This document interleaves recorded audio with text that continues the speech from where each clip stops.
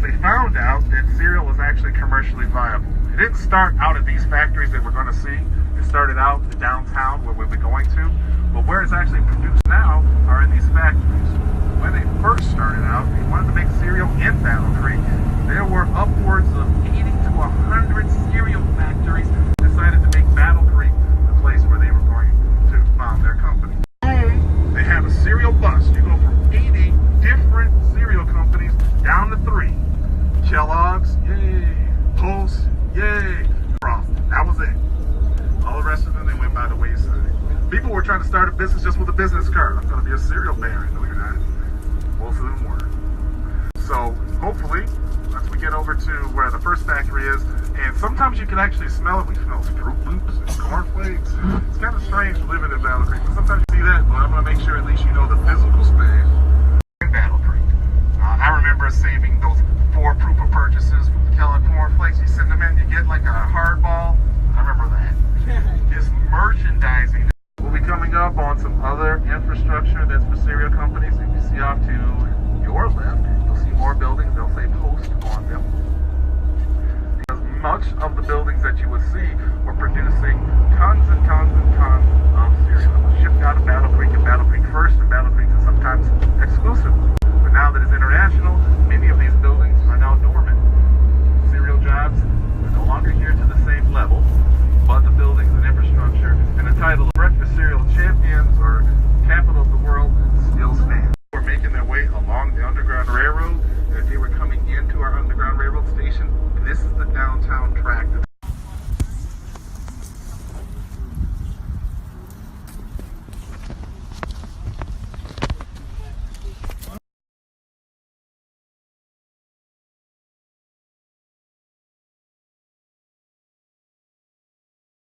It started first when a gentleman by the name of Erastus Hussey moved from New York, came to Battle Creek in about 1838, and decided that he wanted to start not an Underground Railroad station, but a business. This business was located where the Kellogg Foundation stands, right across the river.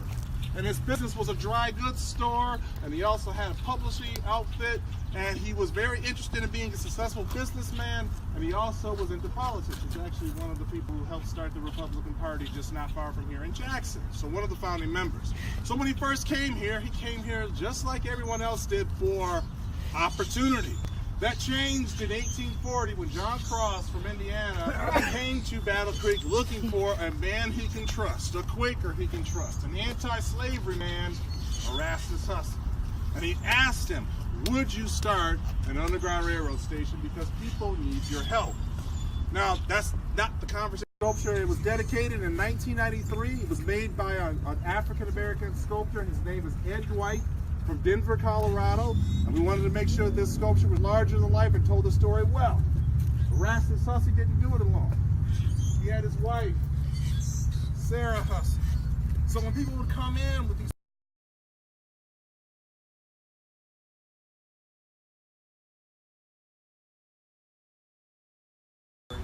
they needed people who were willing to help.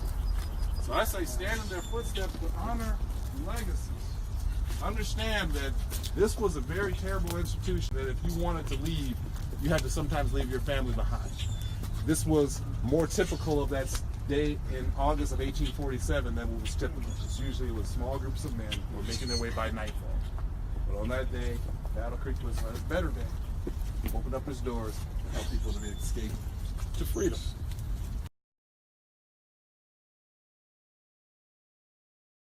There's a plaque that is commemorating the actual site, but we wanted to make sure that you heard the story from someone who knew it, and I am the person who knows it today. So we're going to make our way back to the bus. Thank you very much.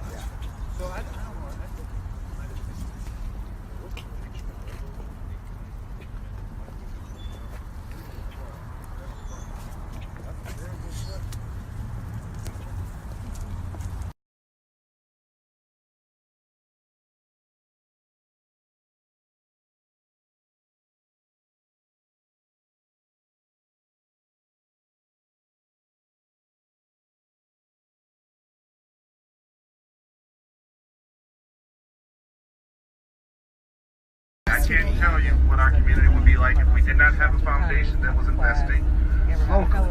There's an initiative called BC Vision that the W.K. Kellogg Foundation and our community foundation invested in to envision a Battle Creek that can live up. Off of McCamley Street, you see this wonderful building here? That is the Kellogg corporate headquarters. So it's an international organization, international corporation, but it still has as its chosen headquarters Battle Creek, Michigan, where the cereal was invented and continues to still be made.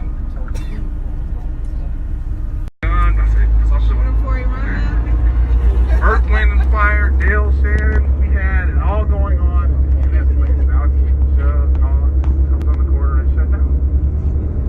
I like the Motown version.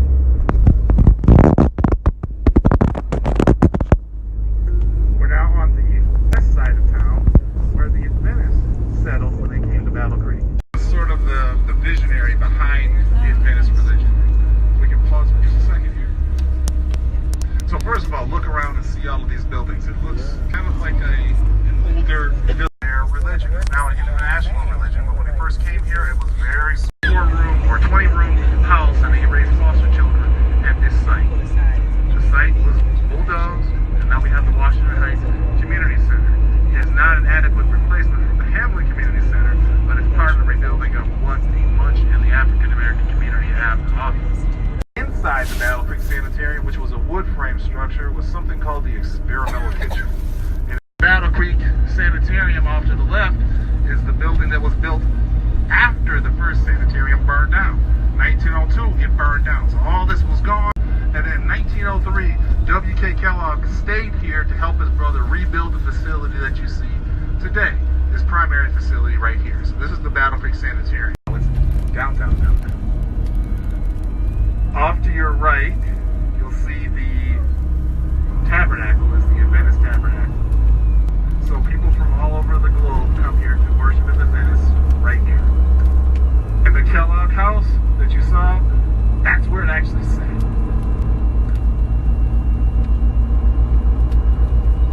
But once it is now, it's the Federal Center. And what they do now is they distribute have in our community, and that was intentional. We had the Great Depression. He was credited for helping many families because he added another shift for the cereal.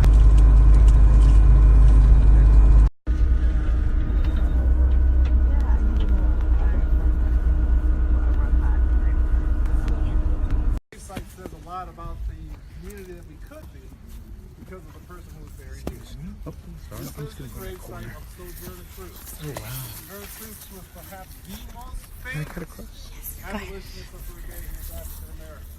You can think of her as the Oprah of her day. That's how she was. She made Battle Creek famous. He was here before the cereal, before all these other things. And for more than 40 years, nearly 20 states, she traveled across the country, but she chose Battle Creek as her home. I'm going to tell more of her story at the Sojourner Truth Monument, but I want to tell the end of her story and why this monument is here and how it was brought into place.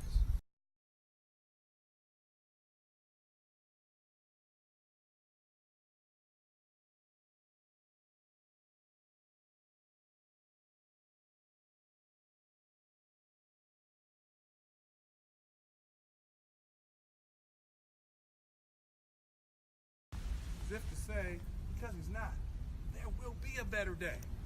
There will be. So that's why that quotation is there. Now, Battle Creek, we do some things that are kind of different. This is not the first grave marker. This is the second. But they never dedicated it. So in November 26, 1997, because we did not know when Sojourner Truth was born, because she didn't know. She just knew it was 1797. Sometime during 1797. So in 1997, Battle Creek decided to have a year-long celebration of Sojourner Truth to commemorate her life and legacy.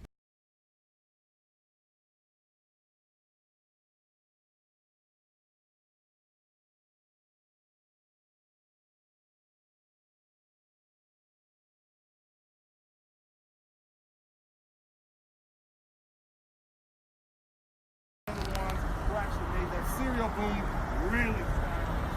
So, the citizens of Battle Creek commemorated him with this sculpture. But this is not where it originally sat.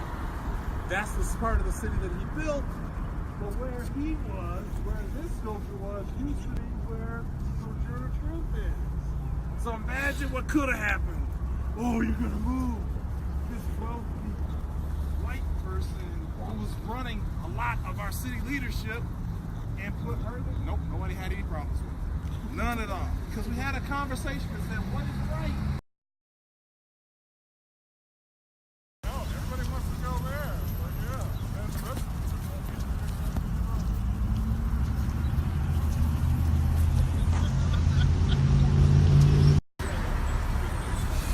It's a great day for it. I'm gonna explain this because without a marker, it's hard. Creek has some very interesting things. I'll put this in the category of interesting things. I'm gonna wait till a few more people get up here so I don't have to shout as much. I'm still probably gonna have to shout anyway, so I will do my best. And I apologize if my voice does not carry that well. I will do my best. This is the Stone History Tower of Battle Creek. It was made by a person by the name of John H. Brown, who was traveling all across the country in the 1930s, and he was collecting stones from all over the country. Now, he was the kind of strange type of a historian where he would do different things to be able to commemorate different stones. So he would say, this stone has been dipped into the Hudson River, and bring it back, and put it back on the Stone History Tower. No worries. Sorry. And Boy Scout troops were helping them to mortar it in. They put pocket knives in. They put in different pieces of our agriculture and steam history. They put that in there. And there's even a stone that is dedicated to Sojourner Truth. So before Sojourner Truth had her own monument, John was going around and actually collecting these stones from all over the country and then building this Stone History Tower right at the gateway of our city. Now, I'm pretty sure people were going like, wow, that's actually kind of interesting. Some people were going like, why are you doing that? But out of all the interesting things we have in Battle Creek, this is the one thing that has made Ripley's, believe it or not. Right there.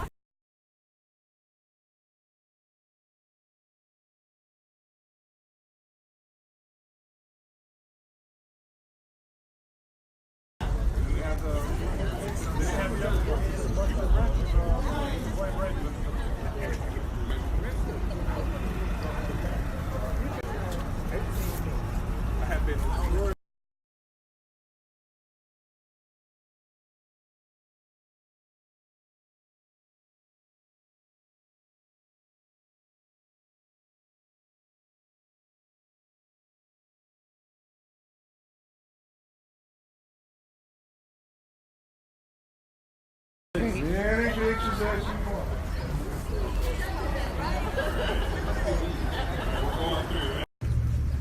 They're almost there. I see Reggie in the back. He's going like this. This is like a deja vu moment. Everyone, can you hear me in the back? Thank you very much. First of all, thank you very much for coming to Battle Creek to listen to the history that we have here in Battle Creek. We wanted to end it in a place that, first of all of you could get together, but also we wanted to make sure that we gave you a proper send-off about the history of Battle Creek and our chosen ambassador to the planet, Sojourner Truth. Now think about this. The history that it chooses to make public. That highway is the Sojourner Truth Downtown Parkway. I don't know any other community that has a Sojourner Truth Downtown Parkway as its state highway. And at the end of its state highway, at the gateway of our city, we have an ex-slave, African-American, illiterate woman as the chief ambassador to the planet. What does that say for taking the time to come here today?